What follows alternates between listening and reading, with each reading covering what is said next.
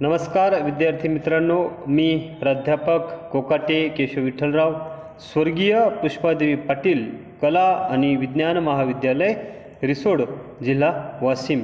आपण आज या व्हिडिओमधून BA भाग 1 करिता असणाऱ्या अर्वाचीन मराठी कविता या संपादित क्रमिक पाठ्यपुस्तकामधील कवी नारायण सुर्वे यांची BA भाग 1 करता असणारी 4 शब्द ही कविता आपण इथे पाहणार आहोत। 4 शब्द या कवितेकडे वळण्याच्या पूर्वी आपण कवी नारायण सुर्वे जे आहेत तर नारायण सुर्वे यांच्याविषयीची माहिती आपण आता इथे लेखकाची माहिती आपण या ठिकाणी घेऊयात। नारायण सुर्वे यांचा परिचय जेव्हा आपण घेऊ जातो तेव्हा आपल्याला दिसते की त्यांचा जन्म 1926 आणि मृत्यू 2010 या साली झालेला असून त्यांनी जे जीवन जगलं, जे जीवन त्यांनी अनुभवलं तेच त्यांचं स्वतःचं जीवन त्यांनी काय केलं आहे आपल्या समोर मांडलेलं आहे। एका कामगार वर्गातून ते आलेले कष्टकऱ्यांचं जग त्यांनी जवळून पाहिलेले असे कवी म्हणून नारायण गंगाराम सुर्वे हे सर्व परिचित आहेत। त्यांनी मोठ्या महानगरामध्ये गिरण्या असतात, मिल असतात, त्या गिरणीमध्ये गिरणी कामगाराचं जे काय दुःख असतं ते स्वतः पाहिलं, जाणलं, तिथे काम केलं आणि जे प्रत्यक्षामध्ये पाहिलं, त्यांना जाणवलं ते दुःख त्यांनी आपल्या कवितेमधून प्रामाणिकपणे मांडलं। त्यांचे जे काही आपल्याला कवितासंग्रह दिसतात त्यामध्ये आहे, ऐसा गामी ब्रह्म माझे विद्यापीठ, जाहीरनामा, नव्या माणसाचे आगमन आणि सनद ही त्यांची प्रकाशित असणारी काव्य संग्रहाची पुस्तके आहेत। त्याचबरोबर त्यांनी लेखन कुठून केले तर वेगवेगळी जी काही नियतकालिक असतात त्या किंवा आपण पाहतो वृत्तपत्रे असतात त्यामधून त्यांनी सातत्याने लेखन केलेलं आहे। 1998 साली त्यांना महत्त्वाचा असणारा एक पुरस्कार जो म्हणजे पद्मश्री हा पुरस्कार देऊन गौरवण्यात आले। याचबरोबर त्यांनी कुसुमाग्रज जे प्रतिष्ठान आहे त्यांचा जनस्थान हा पुरस्कार, त्याचबरोबर मध्य प्रदेशमधील जे सरकार आहे त्या मध्य प्रदेश सरकारच्या वतीने दिला जाणारा संत कबीर पुरस्कारसुद्धा प्राप्त केलेला आहे।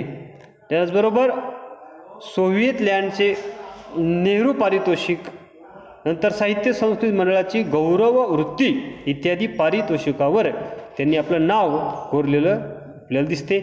अखिल भारतीय मराठी साहित्य संमेलन भरत असतात। असंच 1995 साली परभणी येथे जे अखिल भारतीय मराठी साहित्य संमेलन भरलेलं होतं त्या संमेलनाचं अध्यक्षपद, अतिशय मानाचं पद त्यांनी भूषवलेलं आहे।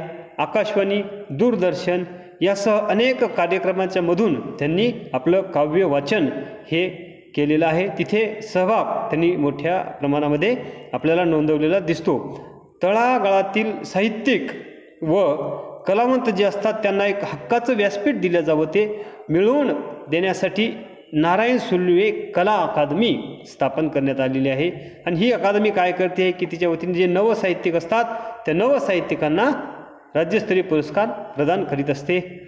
समाजामधलं जे वास्तव आहे त्या वास्तवाच्या दर्शनामधून संघर्षाची ठिणगी जेव्हा मनामध्ये प्रज्वलित होते तेव्हा तो संघर्ष हा केवळ फक्त आर्थिक एवढ्याच पातळीवर राहत नाही तर मग तो सामाजिक होतो, सांस्कृतिक होतो आणि हा सर्वंकष संघर्ष आपल्याला नारायण सुर्वे यांच्या बहुतांश कथांमधून जाणून येतो, दिसून येतो।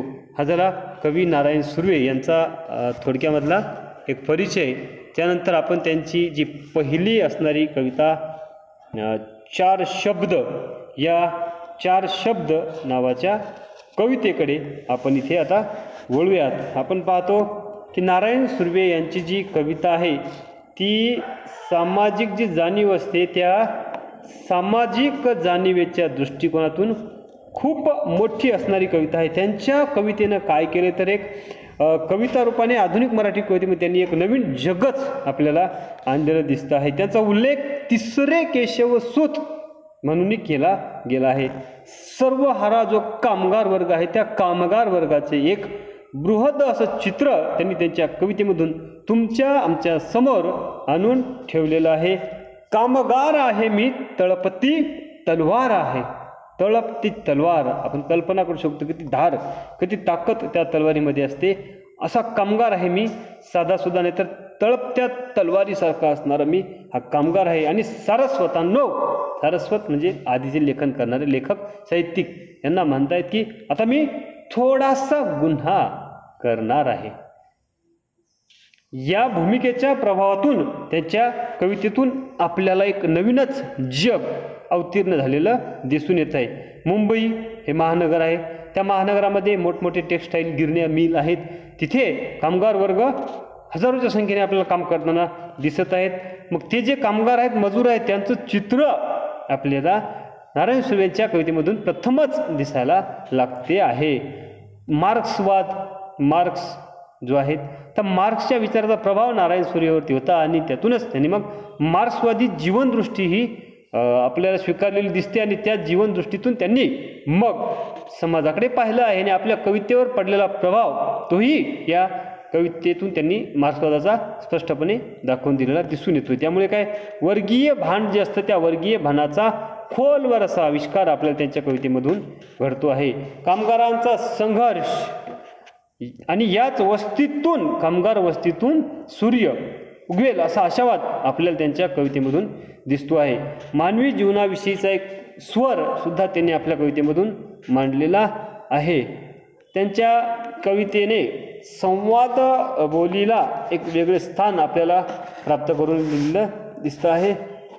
त्यांची आपण आता 4 शब्द नावाची ही कविता आपण पाहूयात. या कवितेमध्ये ते काय म्हणतायत की रोटीचा सवाल हा रोजचाच आहे. म्हणजे समोर येणारा प्रश्न काय आहे, कुठला? अन्न, वस्त्र, निवारा ह्या माणसाच्या 3 असणाऱ्या मूलभूत प्राथमिक गरजा आहेत. आणि ह्या प्राथमिक गरजा भागल्याच्या नंतर मग पुढं कुठंतरी शोक, शान, ऐश, आरामाचं जीवन. पण ह्याच गरजा भागत नाहीत. आणि दररोज उठलं समोर की काय खायचं, एकीकडे आपल्याकडे काय काय खायचं असा प्रश्न, तर दुसरीकडे खायला नेमकं काय मिळेल इथली अवस्था आहे. आणि मग हा जो प्रश्न आहे या कामगारापुढे रोजचाच, दररोजचाच आहे. रोटीचा तो प्रश्न कायम पडलेला आहे. असा हा सवाल रोजचाच आहे. कधी फाटका बाहेर, कधी फाटकाच्या आतमध्ये आहे.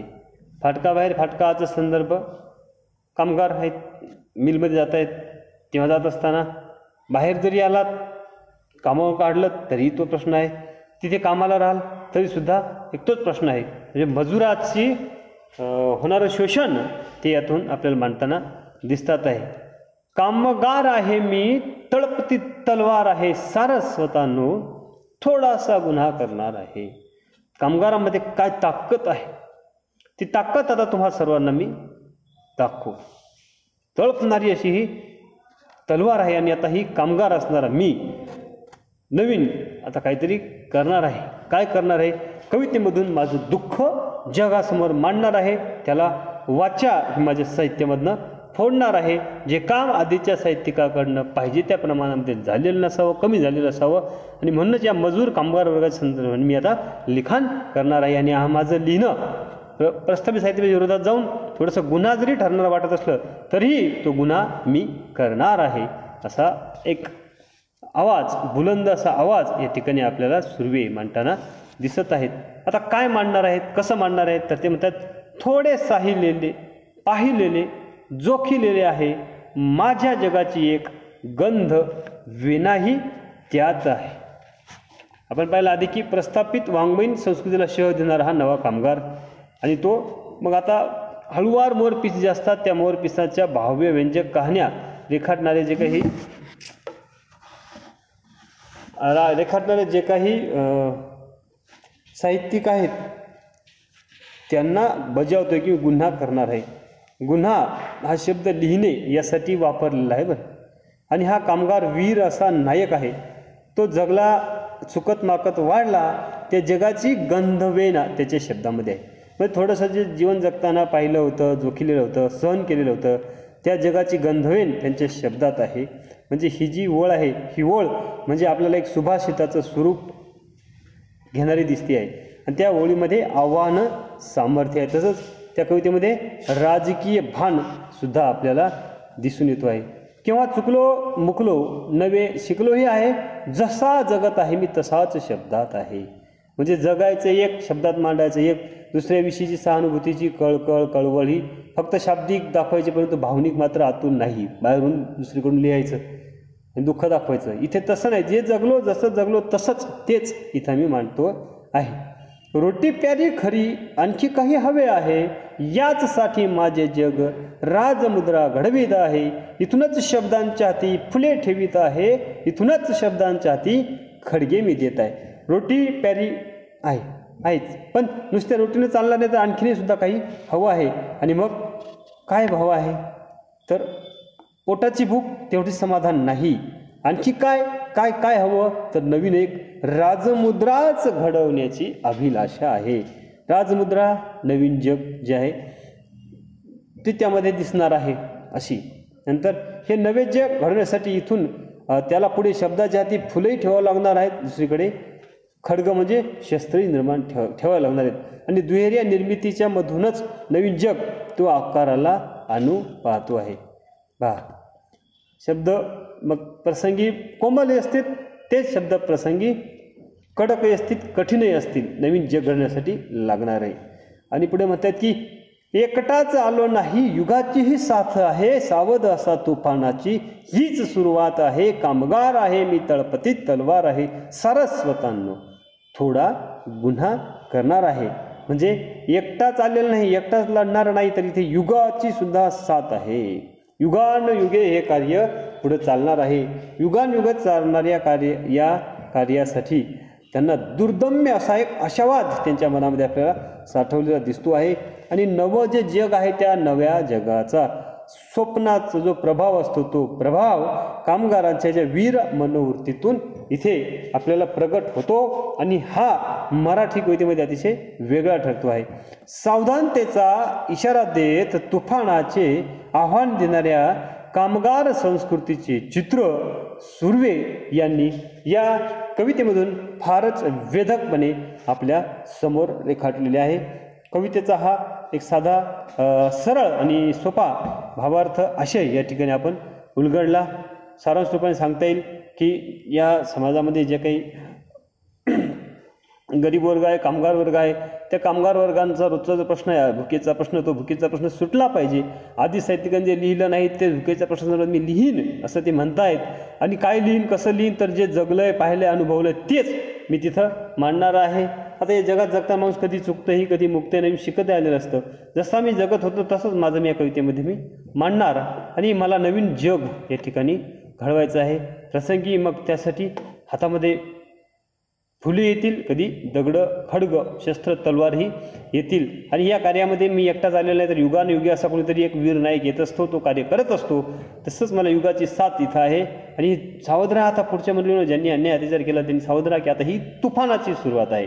आजपर्यंत झालं नसेल ते कधी इथून पुढे आता होणार आहे. आणि हे कोण करणार आहे, तर मी करणार आहे. हा कामगार करणार आहे. कामगार वर्ग एक संघर्ष, एक लढा देणार आहे. कामगार वर्ग साधा नाही, तर तो एक तळपती तलवार आहे. आणि तळपत्या तलवारीमध्ये लढाई जिंकण्याचं प्रचंड सामर्थ्य असतं. असं मी या ठिकाणी करणार, असं नारायण सुर्वे या कवितेमधून आशावाद व्यक्त करतायत. इथे ही कविता संपत्ती आहे. इथे आपण थांबूयात.